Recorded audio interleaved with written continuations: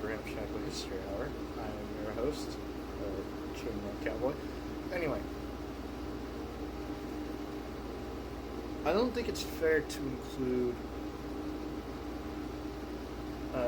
Joe Kennedy in the conspiracy. You can argue for the curse, the fucking drilling a hole into Rosalind Kennedy and she took it out on her family.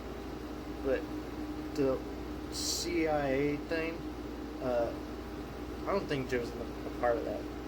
First of all, CIA wasn't until like 1946, until the war had ended, and the different intelligence agencies at the time were dealing with more important stuff, like the Nazis and the Japanese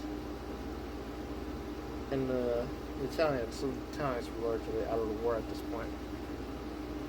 It's Joe Jr.'s death is just completely bad luck. See, call him JKG, or just Joe Jr. He was a naval pilot. He was a Navy pilot, but he was stationed in Britain, flying probably convoy escorts and such on U-boats.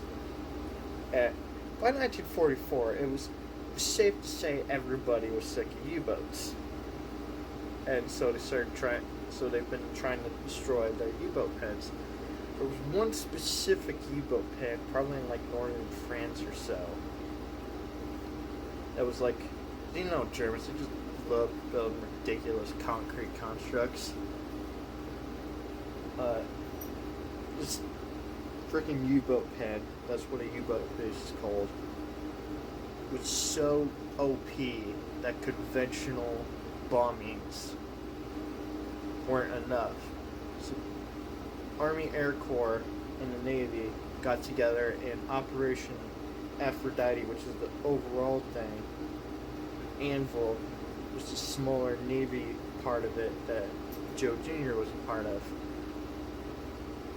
Aphrodite and Anvil were basically attempts to make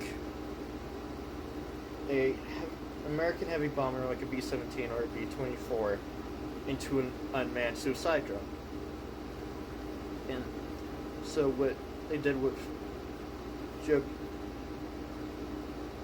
so like they took a B-24, which is, the B-24 is like the under the radar middle brother of American heavy bombers, like between the B-17 and the B-29. It's not an insignificant plane, and they just shoved this thing full of explosives and put in a experimental remote control interface radio thing and cameras and shit. The problem is you couldn't take off the experimental drone thing, and like, so it was up to Joe Jr. and the co-pilot at the time, a guy named Wilford John Willey, who were supposed to make the thing take off, and then they would switch on the drone controls and then bail out. And I know it's not a conspiracy to murder Joe Jr. because they actually wanted this thing to succeed. Because they had like a Mosquito aircraft flying, British Mosquito aircraft flying high in the sky doing radar weather reports.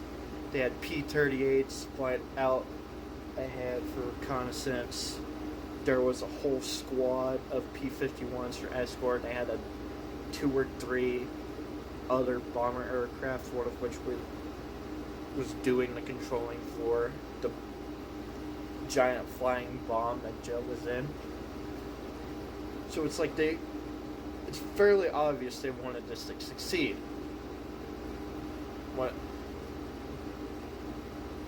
Which brings us to an unfortunate incident. Once Anvil was up in the air, this B-24 fucking chocked up with explosives. Like, this thing was bricked up. Joe and Willie were getting ready to bail out over the English countryside. While Uh, while Joe was getting ready to go out, it was Willie's job to flip the controls that would transfer control from their analog human control to the playing with the other receiver set to make it remote controlled drone. But something must have happened with this. Either a wire short circuited or something was exposed. And when Willie turned the drone receiver thing on, the entire aircraft disintegrated. It's like gone. It's like looking at what little evidence there is, because Joe, Willie, and the entire aircraft are no more, except the little pieces in some farmer's field. And I think we can conclusively say this is more of an accident and less conspiratorial than JFK's assassination 19 years later. 18 years later. But yeah, that sucks. If it wasn't for Operation Anvil, it would have been Joe Jr. who would have been president. Because Joe Sr., Joe Jr., John, and Robert's dad, he was the one that was pressuring Joe Jr. to become a politician. And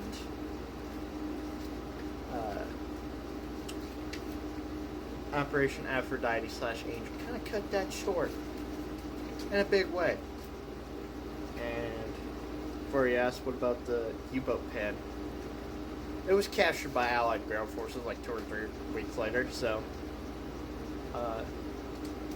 2 men and who knows how much amount of explosives got in air for basically no reason. Thank you for coming to my TED Talk.